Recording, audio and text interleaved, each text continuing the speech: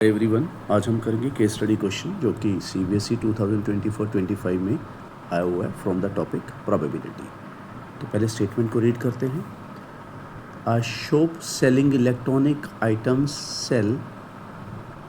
sells smartphones of only 3 reputed companies A, B and C because chances of their manufacturing a defective smartphone are only 5%, 4% and 2% respectively. In his inventory, he has 25% smartphones from company A, 35% from company B and 40% from company C. A person buys a smartphone from this shop, find the probability that it was defective. चलिए इसको करते हैं हम। पहले हम लिखते हैं यहाँ पे कौन कौन सी चीज़ें हमें फर्स्ट पार्ट के लिए जो ऊपर वाले पैराग्राफ में दी गई हैं उसको सॉर्टिंग करते हैं उसकी, ठीक है, उसको छांटते हैं। तो पहले E1 लिखूँगा मैं। E1 क्या है कि सिलेक्टिंग, जो बेसिक इवेंट है क्या है, सिलेक्टिंग स्मार्टफोन फ्रॉम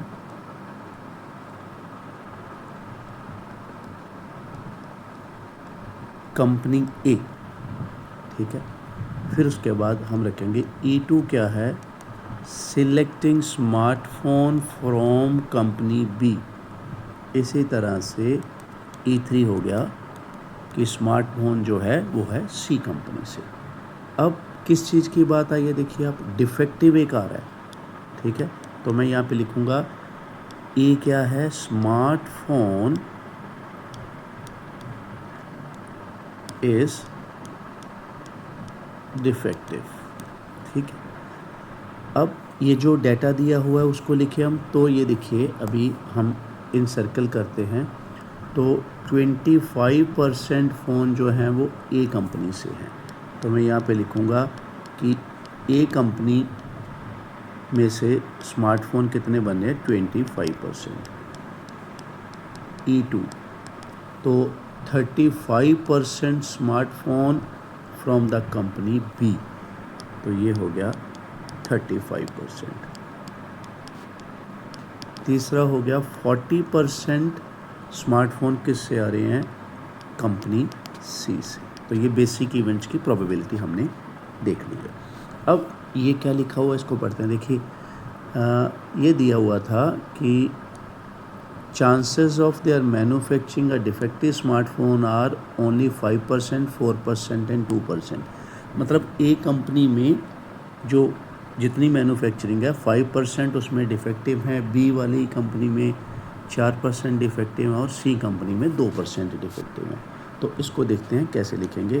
तो पहले मैं लिखूँगा कि भाई ए कंपनी का माल है, इसका मतलब E1 आ जाएगा नीचे। अब उसमें क्या हो रहा है, डिफेक्टिव मिल रहे हैं, तो वो क्या हो गए, 5%। जो चीज़ है, जैसे कि अब फिर मैं दोबारा बताऊँगा। देखिए E2 मतलब है कि बी फैक्ट्री का माल है, उसमें से डिफेक्टिव मतलब ऊपर कितना आ रहा है, 4%। अब सी जो फैक्ट्री है उसमें डिफेक्टिव कितने आ रहे हैं, ठीक है, पहले फैक्ट्री है उसको नीचे लिखना है, फिर डिफेक्टिव कितने आ रहे हैं, 2%। तो ये हमने सारा डाटा, ठीक है, मैथमेटिकली इसको लिख लिया। अब फर्स्ट पार्ट को देखिए क्या कहा है, find the probability that it was defective. वो कह रहे हैं कि क्या प्रोबेबिलिटी है कि भाई डिफेक्टिव हो, स्मार्टफोन जो सिलेक्ट किया वो डिफेक्टिव हो। तो ये सीधा सीधा जो है क्वेश्चन बन रहा है हमारा टोटल लॉ ऑफ प्रोबेबिलिटी का। क्या है, हमने एक पाथ बनाना है। टोटल लॉ ऑफ प्रोबेबिलिटी ऐसे ही पाथ डिज़ाइन करता है कि हमने डिफेक्टिव मोबाइल तक, स्मार्टफोन तक पहुंचना है। तो कैसे चलेगा, देखिए पहले आपको कंपनी सिलेक्ट करनी है, उसकी प्रोबेबिलिटी, फिर उसके बाद उस कंपनी से डिफेक्टिव मोबाइल का आना। इसको थोड़ा मैं साफ लिखता हूँ, ठीक है। हाँ, फिर आप चले गए, ये देखिए बी कंपनी में। अब बी कंपनी सेलेक्ट करने के बाद उससे डिफेक्टिव फ़ोन का चुने जाना। देन फिर आ गया सी फैक्ट्री में। सी फैक्ट्री में ये देखिए नीचे लगा दिया सी फैक्ट्री। अब उसमें से मोबाइल का डिफेक्टिव होना, स्मार्टफोन का डिफेक्टिव होना। अब हम जल्दी से यहाँ से डाटा सारा यहाँ नोट डाउन कर लेंगे।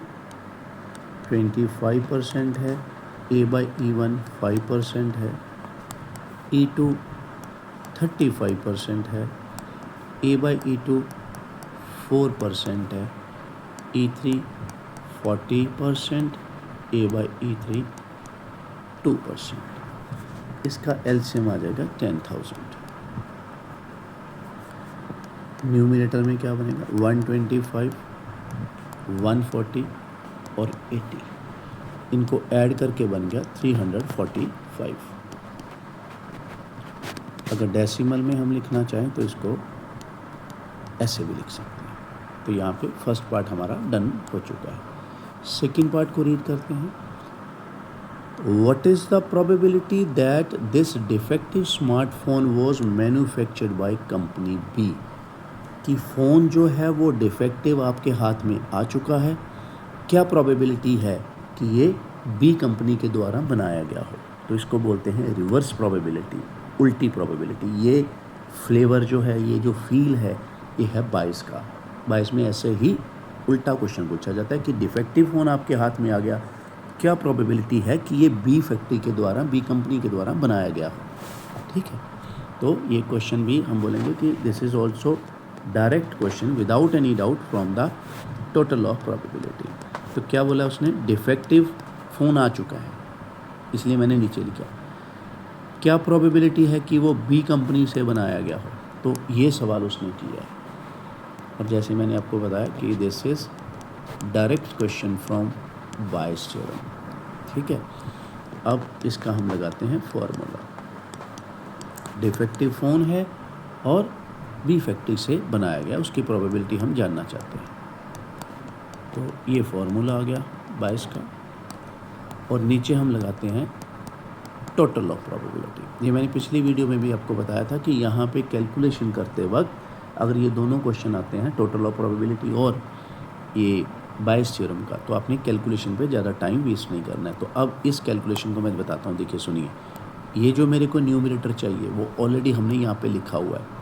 तो आपने क्या करना है, यहीं से जल्दी से उठा लेना है ताकि आपका एग्ज़ाम में टाइम बचे। और ये हमारा था, ये रखा,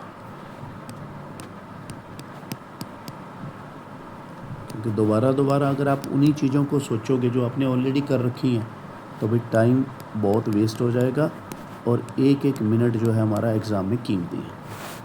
चलिए ये आ गया, इसको काट लेते हैं। तो ये आ गया बच्चों 28/69, और इसको अगर मैं डिवाइड करूं तो अप्रोक्सीमेटली दिस इज़ 0. नहीं, यहाँ पे आएगा 4058। तो इसी के साथ बच्चों हमारे जो हैं ये वाले दोनों पार्ट इसके बढ़िया फिनिश हो चुके हैं।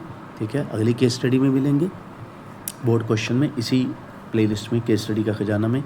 इसमें हम सारे बोर्ड के क्वेश्चन करेंगे, दोनों बोर्ड्स के, Punjab school education board, CBSE board, फिर क्वेश्चन बैंक और सैम्पल पेपर में जितने भी केस स्टडीज़ हमें मिलेंगे वो सारे इसी प्लेलिस्ट में मिलेंगे, केस स्टडी का खजाना में। अगर आप नई केस स्टडीज़ करना चाहते हो तो दूसरी प्लेलिस्ट में जाओ जिसमें fresh and new case studies हैं। ठीक है, आप ट्राई करना चाहते हो उसको पहले ट्राई करो, स्टेटमेंट रीड करो, फिर उसके बाद सोल्यूशन से उसको मैच करो। इससे आपकी बढ़िया तैयारी हो जाएगी एग्ज़ाम के लिए। ठीक है, अगर आपको मेरे एफर्ट्स बढ़िया लग रहे हैं, आपको समझ आ रही है, तो ज़्यादा से ज़्यादा लाइक करें, शेयर करें, कमेंट करें और सब्सक्राइब करें। Thank you very much and have a nice day.